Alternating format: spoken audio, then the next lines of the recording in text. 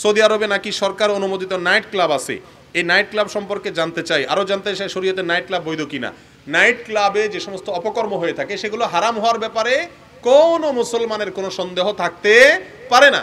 Saudi সরকার কেন, আরও কেউ যদি এসে সারা দুনিয়ার সমস্ত সরকার মিলে যদি কোনো হারাম কাজ করে সেটা কখনো হালাল হয়ে যাবে না। আমাদের কাজ হলো হালালকে হালাল বলা, হারামকে হারাম বলা। হারামটা যদি আমি বলি সেটাও হারাম, আর হালালটা যদি একজন কালাচোরা বলে হালালের কথা তাহলে সেটা অবশ্যই, যদি হালাল হয়ে থাকে সেটা অবশ্যই কি হালাল। কে করেছে এটা দেখার কোনো বিষয় না। সৌদি সরকার করলে সেটা দুধের ধোয়া, আর ওটা আমাদের একেবারে নমনম করতে হবে এমন কোনো কথা নাই। অন্যায় যেটা সেটাকে আমরা অবশ্যই কি বলবো, যেই করুক অন্যায় বলবো। তবে এই যে সরকারকে মানে সব আলটিমেটলি ঘুরে ফিরে সব প্রশ্নের মানে কি খোঁচা খোঁচা। আমি তো বলি এগুলা প্রশ্ন না, এগুলা সব আলপিন আলপিন আলপিন। আমার হাতে অনেকগুলো আলপিন ধরা দিয়েছেন, ওনারা এক খোঁচা দেন, ওনারা এক খোঁচা দেন, ওনারা একটা খোঁচা দেন। একটা লোক, আল্লাহ মাফ করুক, শতকরা 5% প্রশ্ন এমন আছে বলে আমার সন্দেহ নাই যে প্রশ্ন লোকটা নিজে আসলে জানার জন্য করছে। ঠিক না বে ঠিক? সব মানুষে জানাইতে আসছে, মানে ওনার নিজের আর কিছু জানার দরকার নেই। এগুলো সব হলো ধান্দার প্রশ্ন। আল্লাহ আমাদেরকে বোঝার তৌফিক দান করুক, আমাদের নিয়ে তারপর আমরা উত্তর দেই যাতে করে এর মাধ্যমে সত্যটা মানুষ জানতে পারে। আমাদের দেশে কৃত্রিম প্রজননের মাধ্যমে গবাদি পশুর বাচ্চার ব্যবস্থা করা হচ্ছে, এটা জায়েজ কিনা কোনো হাদিসের আলোকে জানতে চাই। কিভাবে হয়ে থাকে পদ্ধতি আমার জানা নেই, যদি জানা থাকতো তাহলে সেক্ষেত্রে হয়তো মন্তব্য করতে পারতাম আমি। হাঁটুর সমস্যার কারণে এক টুলে বসে সামনে আরেক টুলে সেজদা দেওয়া যাবে কিনা, এই একটা ভুল কাজ হয় আমাদের দেশে। অনেক মসজিদে হয়, বাসা বাড়িতে হয়। অনেক মুরব্বী মানুষ, অসুস্থ মানুষ না, তিনি হয়তো রুকু সেজদা করতে পারেন না, তো চেয়ারে বসে রুকু করার সময় সামনে একটা টুল রেখে টুলে সেজদা করেন, আছে না? এটা দরকার নাই, এটা বেদরকারি কাজ। কারণ রুকু সেজদা ইশারায় করবেন, কপালটা মাটিতে যদি না লাগাইতে পারেন তাহলে আলাদা কোনো টুলে লাগানোর কোনো ফজিলত নাই, এই কসরত করার দরকার নাই। ইশারা করে মাথা ঝুঁকাইলেই রুকু হয়ে যাবে, আবার একটু বেশি ঝুঁকাবেন সেজদা হয়ে যাবে। স্বামী স্ত্রী আমাদের 3টি কন্যা সন্তান আছে এবং 5 বিঘা জমি আছে, এক্ষেত্রে 3 কন্যাকে 1 বিঘা করে জমি দিতে চাই, দিতে পারবো কিনা? মিরাসের বিষয়টা অনেক জটিল। কোরআন হাদিসের বাইরে সন্তানদের মধ্যে সম্পদ বন্টন করা জায়েজ নাই, হারাম। অনেক নামাজি, কালামি, হজ এবং উমরা আদায়কারী চাচারা, মুরব্বীরা পর্যন্ত সন্তানদের বন্টনের ক্ষেত্রে কোরআনের নীতি অবলম্বন করেন না, তারা হারাম কাজ করছেন এবং আল্লাহর কাছে জবাবদিহি করবেন। প্রশ্ন যিনি জানতে চেয়েছেন, 5 বিঘা জমি আছে, সন্তান আছে 3 জন, কন্যা সন্তান। যদি কোনো ছেলে সন্তান না থাকে তো আল্লাহ রাব্বুল আলামিন বলেছেন ফাইন কুন্না নিসা ফাওকা ইসনাতাইন ফালাহুন্না সুলুসা মা তারাক। কোনো ব্যক্তি মারা গেলে তার যদি 2-এর বেশি সন্তান থাকে, কন্যা সন্তান, যেমন 3, 4, 5, তাহলে সেক্ষেত্রে তার পুরা সম্পত্তি 2/3 তাদেরকে দিবে। কতটুকু দিবে? 2/3। তো 5-এর 2/3 কত হবে? 3-এর বেশি হবে। এটা তাদেরকে সমান হারে ভাগ করে দিবে, বাকিটা তার যারা আছে অন্যরা তাদের মধ্যে বন্টন করা হবে। আমি জানতে চাই জামাতে নামাজ পড়ার সময় কোরআনের সূরাগুলোকে সিরিয়ালি পড়তে হবে নাকি সিরিয়াল ছাড়াও পড়া যাবে? সিরিয়ালি পড়া সুন্নাত, সিরিয়াল ছাড়াও পড়া যাবে, ইচ্ছাকৃত সিরিয়াল ব্রেক করা সুন্নাহ খেলাফ কাজ।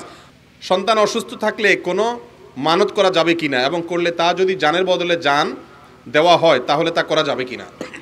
সন্তান অসুস্থ থাকলে মানত করা যাবে, যে কোনো বিপদে মানত করা গুনাহের কাজ না।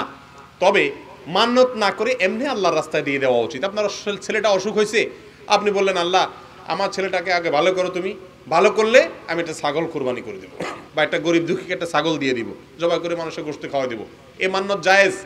কিন্তু রাসূল আকরাম সাল্লাল্লাহু আলাইহি ওয়াসাল্লাম বলেছেন ইন্নামা ইউস্তাখরাজু মিনাল বাখিল। আরে ভাই, মান্নত হলো কৃপণের সম্পদ বাহির করার একটা পলিসি। ও আল্লাহকে এমনি দান করতে রাজি না, ও বলে আল্লাহ আগে আমার পোলাটা সুস্থ করো, তারপর আমি তোমার দিব, তোমার খুশি করার জন্য। এটা হলো বখিলের আল্লাহকে শর্ত দিয়ে দান করে, এটা ঠিক, এটা ভালো কাজ না, জায়েজ কিন্তু ভালো কাজ না। ভালো কাজ হলো আল্লাহ আমি দান করলাম, তুমি আমার বাচ্চার বিপদ দূর করে দাও, আগে দান করে তারপর দোয়া করো, এটা হলো উত্তম। তবে মান্নত করলে সেটা কি হবে না? হারাম হবে না। তবে মান্নত যদি হয় কোনো মাজারে, কোনো কবরে, কোনো হারাম মান্নত, তাহলে সে মান্নত পুরা করা ইসলামে জায়েজ নাই, বরং এটা শিরিক।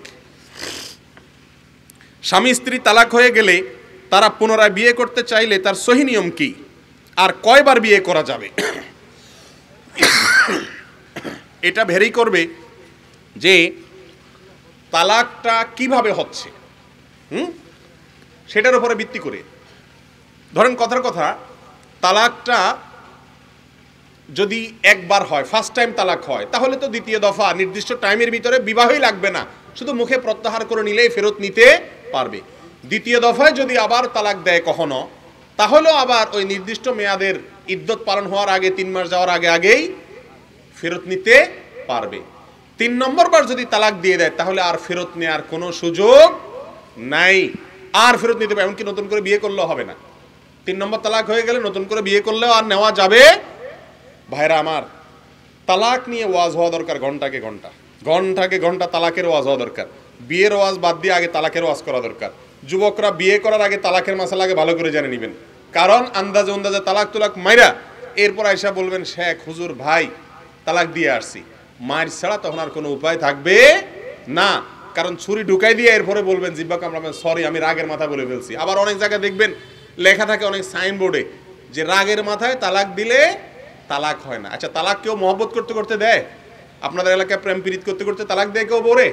আরে ভাই, তালাক দেয়ই তো রাগের মাথা। তো রাগের মাথা তালাক না হলো দুনিয়াতে আর কোনো তালাকই কি হবে না। খবরদার, তালাক একটার বেশি দেওয়া উচিত না, জায়েজ নাই, গুনাহ। তালাক একটা দিতে হয়, একাধিক না। এরপরে সুযোগ দিতে হয়, তাহলে সেই তালাক দেওয়ার পরে ফেরত নেওয়ার সুযোগ থাকে। আমাদেরকে শয়তান এমন মূর্খতার ভিতরে ডুবায় রাখছে, বউর উপরে রাগ উঠলে একসাথে 3,000 3 লাখ তালাক, বউরে তালাক, বউর 14 গোষ্ঠী সহ তালাক দেয়। এগুলা ধরে হাড্ডি গুড়া গুড়া করে দেওয়া উচিত। এগুলো অন্যায়, এগুলো হারাম কাজ। তালাক একটা দিতে হয়, তাও ঠান্ডা মাথায়। তালাক আসলো আর হুট করে দিয়ে দিলাম তা না, চিন্তা ভাবনা করতে হয়, পরামর্শ করতে হয়, আলেমদের কাছে যেতে হয় যে আমি আসলে স্ত্রীকে রাখতে চাচ্ছি না বা রাখতে পারতেছি না বা আমাদের বনিবনা হচ্ছে না। আল্লাহ রাব্বুল আলামিন এর কাছে সবচেয়ে অপছন্দনীয় কাজ তালাক, জানেন আপনারা? সবচেয়ে অপছন্দনীয়। যেই পুরুষ কথায় কথায় বউরে তালাকের কথা বলে, এমনকি যে মহিলা কথায় কথায় স্বামীকে বলে আমার ছেড়ে দাও, বাবার বাড়ি চলে যাবো, এদের উভয় আল্লাহ লানত প্রাপ্ত। আল্লাহ তাদেরকে সন্তুষ্ট না। সহিহ মুসলিমের একটা হাদিস শুনেন, এক ইবলিসের যে নেতা, সে পানির উপরে, সমুদ্রের উপরে তার সিংহাসন বসা, এবং প্রতিদিন ইবলিসের ছাপনা সব ছেড়ে দেয়, যা গোটা নাটোর জেলার ঘরে ঘরে যা আকাম কুকাম করে আয়। সারাদিন ঘুরা ঘুরা আকাম কুকাম করে সন্ধ্যা যখন ফিরে আসে, দল নেতা জিগায় কি কাম করে আইসোস? একজন এসে বলে নেতাজি অমুকরে ফুসলে ফাসলে একটা দোকানতে চুরি করাইছি, আরেকজনকে ফুসলে ফাসলে মানুষ খুন করাইছি, আরেকটারে বিড়ি ধরাইছি আজকে, আরেকটারে একটা অবৈধ প্রেম প্রীতি লাগাই দিছি। শয়তান বলে যে কোনো রকম আর কি, এমন আহামরি কিছু করো নাই।